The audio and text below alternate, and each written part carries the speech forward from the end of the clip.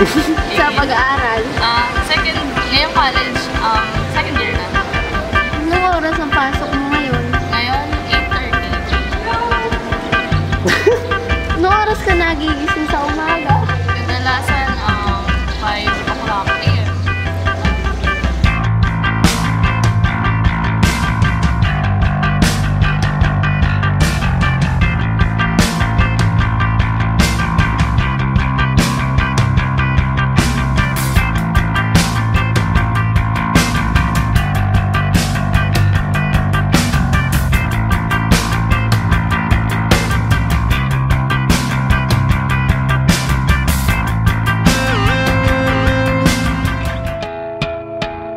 Ilan kayo magkakapatid? 4. Pang ilan ka? Panganay ako. Ilang taon ka nagsimulang magkaroon ng achievement? Iba't ibang klaseng achievement kasi. Depende. Ano bang tinutukoy mong achievement? Mga awards sa school. Elementary. Iba-iba naman. Katulad ba halimbawa pag graduate kasi kalak. Ayun, meron ako nun. Hindi ko akalain. Ilan ang mga medal mo sa Hindi ko lang alam. Basta. mga lagpas ng 5? Naman. Grabe ka naman. Mga Naka-college na ako. Mga 5 pa lang medal ko. Kawawa naman ako. Kamusta? Kami nga wala eh. Ay, grabe ka naman. Ngayong college, Dean's Lister ka ba? Anong mga term ka? First year, second term, third term, second year, first, second term. Ay, ewan ko ba sa parang mga ganon. Nung first year, 2 beses. Tapos ngayong third term. Pero feeling ko meron naman. Nasubukan mo bang maging presidency? Yeah, ngayong term.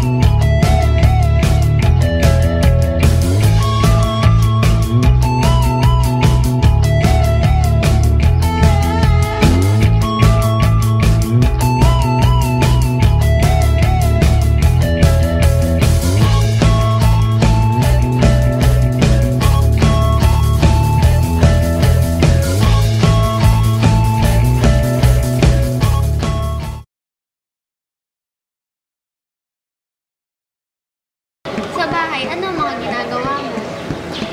Depende. Pag halimbawa may pasok, syempre aral-aral. Tapos, pag walang ginagawa, nanonood ng TV. Pero, kadalasan DVD, either Korean chuchu or English movies. Mahilig ka ba mag-Facebook kaya Twitter? Hindi. Parang ngayon na lang kasi daming ginagawa na kailangan. Nakausapin sa ganyan, para sa ganito.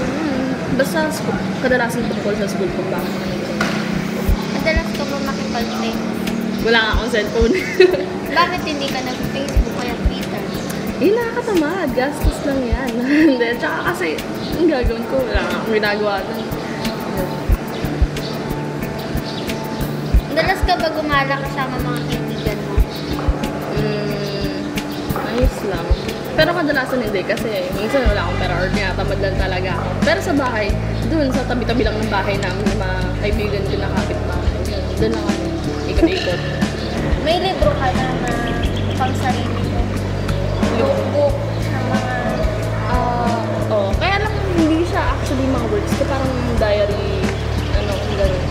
Medyo diary. Tapos ano ba yung poems na naisip ko doon sa sulat-sulat.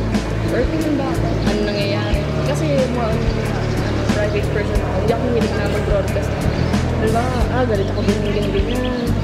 Kumbaga ano, bihira, tapos padasa pa, pero yung mga biro-biro na, hindi masyado, pero yung mga talagang emotions, diary, Kung kailan ka susulat ng mga gano'n? when I feel like it. Hindi, tsaka ano, pag yung nangyayari is, yung sobrang important talaga, yung mga bagay na parang dapat hindi ko